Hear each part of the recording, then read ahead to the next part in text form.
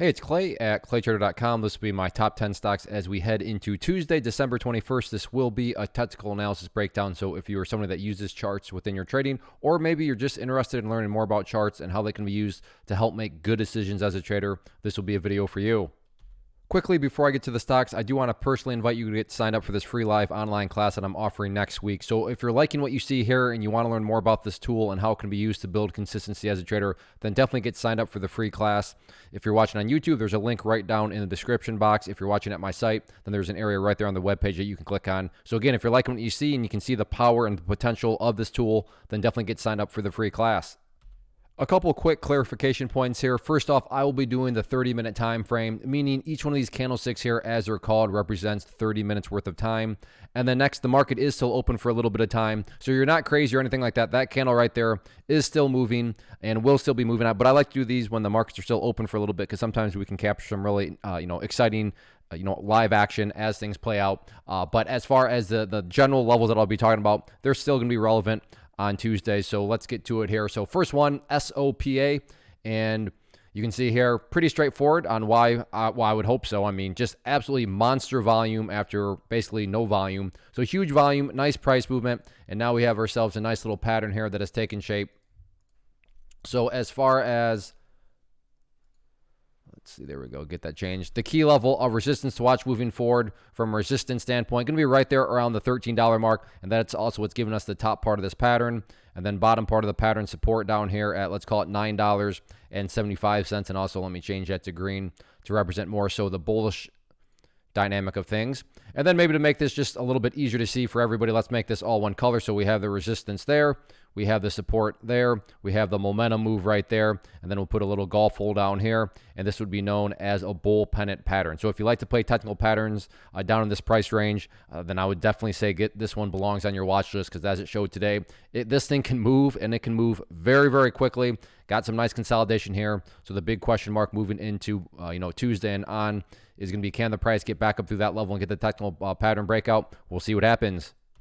Next one, AMC, and overall a fine day. Not a whole lot to report other than the fact of, it didn't really make any sort of explosive moves, but after Friday with, the big move upwards, it's totally normal. It's not like out of the ordinary to see the thing essentially kind of pull back a little bit. But even with the pullback, it spent the afternoon recovering back upwards. But again, from an overarching standpoint, not a whole lot to report. And just, in case you missed the top 10 video from Friday, I put this trend line into play here.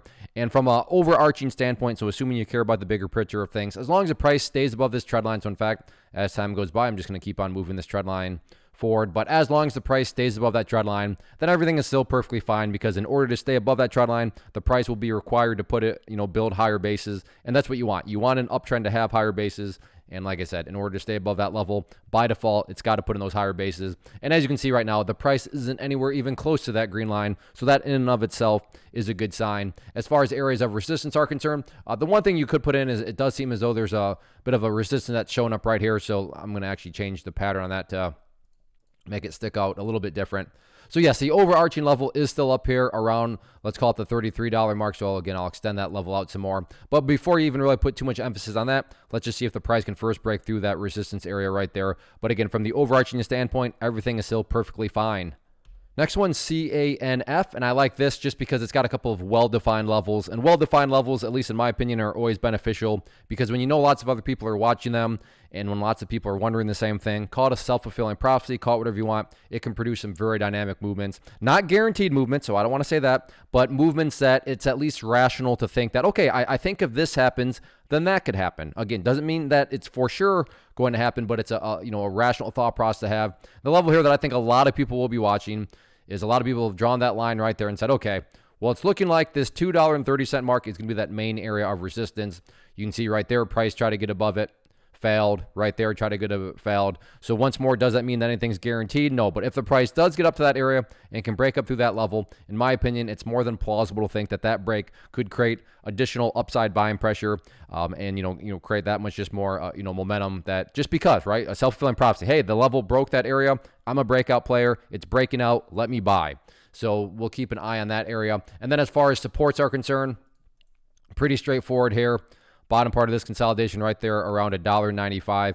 So keep a close eye on that if you like to play more so pullbacks. But in my opinion, the most interesting level right up there at 230. So let's see how the price behaves relative to it over the next couple of days.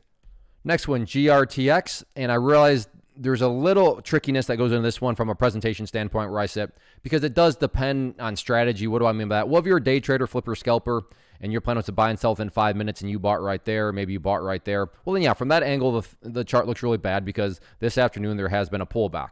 However, assuming that's not what you care about, assuming you care about more of the bigger picture, all we have here is a nice pattern within an overall uptrend. And the quickest way to see that overall uptrend is just to use that purple line right there, the 50-period moving average, which you can see has a very nice upward slant to it, which does demonstrate there's a nice overall trend. And as far as this pattern is concerned, again, going back to that whole kind of self-fulfilling prophecy angle of things, a bunch of people have drawn that trend line in right there. So once more, guaranteed? No. Plausible to think that if the price can get up to that trend line and break through it, especially when it is in an uptrend already, yeah, that is a more than plausible thought process to have. So keep an eye on that. As far as areas of support, I'd definitely say watch that purple line as I already talked about. You can see actually right here, beautiful example of the power of charts. Look at that. Came up to that purple line, and then today with the gap up, beautiful bounce off of it. So if the price does pull back more, then keep an eye on that purple line there from a support standpoint and put as a potential pullback level. But overall, like I said, yeah, I get it. The price did pull back from its highs, but generally speaking, still is in an uptrend. You have a well-defined breakout point. So let's see how it goes on Tuesday. Next one here, SEAC, and this is very interesting, mainly because of the question moving forward. Essentially, the main... Not the main, that's not the right word, but I'd say kind of the most obvious thing has already been put into play here. And the most obvious was, that trend line right there that was drawn. But you can see that late day today, the price is actually already broken up through there. And this has been happening on good solid volume. So the breakout has already occurred. However, because of this, it now allows us to be able to ask a very valid question. All right. Is this the start of something much bigger? Now think about that question. You cannot ask that question if nothing happens in the first place. But at least we did have something already happen, that being the breakout. So yes, is this breakout the start of something much bigger?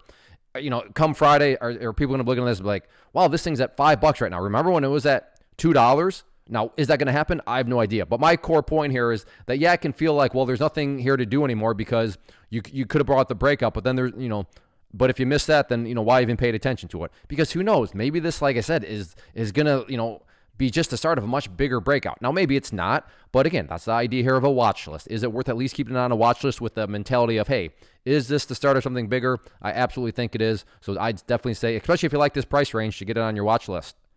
Next one, ticker symbol NIO, very popular stock, very, well tracked. And what I've noticed after today's price movement, so let me actually get that changed to green to represent more so the bullish attribute of this pattern. And then let's get the top part right here. We have more so a poor man's falling wedge, but in some cases I would never even bother to put this and call it a falling wedge because, okay, if it's just some random stock, but this isn't a random stock, it's NIO. You have a lot of people that watch it and track it. So in that situation, that's enough to overcome, maybe not the best, most textbook pattern, but the pattern is close enough.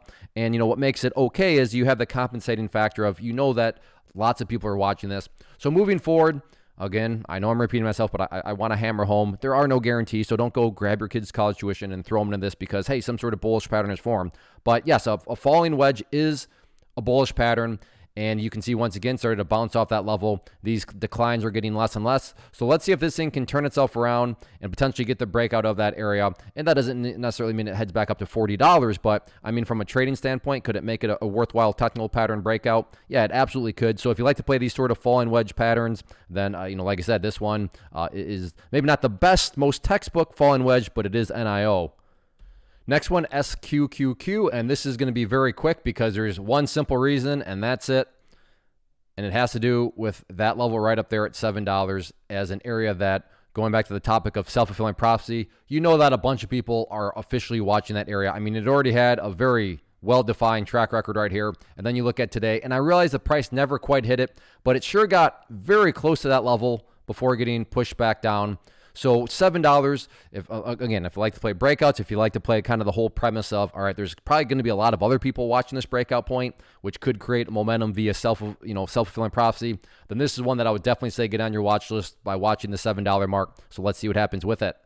Next one, TSLA Tesla, and the downtrend continues. The support level here that I talked about, was broken this morning. You can see actually a classic example of that support broken, and then supports tend to act as resistance. Price bounced back upwards and got rejected essentially right at that level. So on that note, I'm going to go ahead and get rid of that and change this level to red because, as I just noted, when supports are broken, they tend to act as resistance. And as I already pointed out, we already have one data point of that being a resistance area. So if Tesla does try to, continue to bottom out and then turn itself around, in my opinion, at least the big question mark is, okay, can the price get back up above this trend line, which, give or take right now, right up around $920.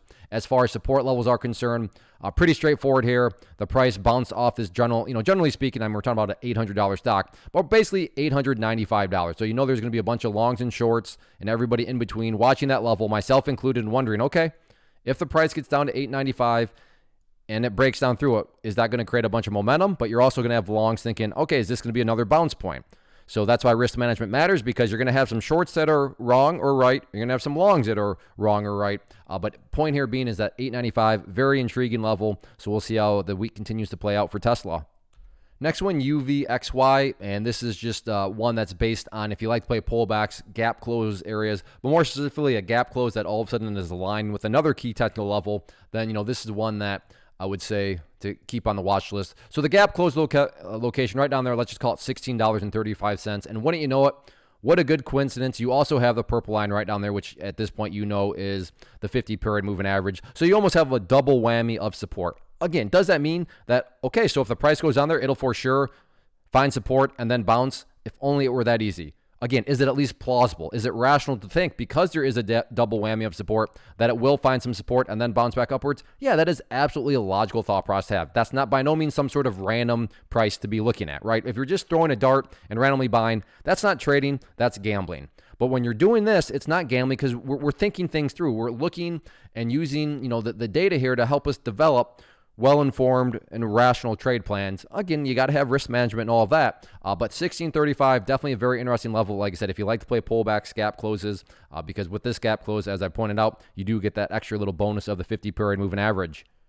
Next one, PLTR, and all we really have on this from a resistance standpoint is nothing new from the last video I did, other than the fact of, okay, yes, apparently this level right there is a very stubborn resistance, because you can see it closed oh so close to it on Friday, only to get just absolutely smacked back down today. But on the good news front, it got smacked back down, but overall, it did not violate the lows here from Friday morning at $17.80.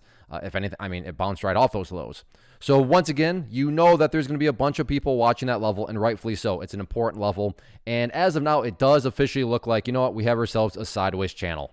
Just back and forth, chop, chop, chop over the past couple of weeks. Top of the channel 1910, bottom of the channel 1780. So moving forward, it's really just a question of who is ultimately going to win out. Are the bulls going to win out with a break to the upside?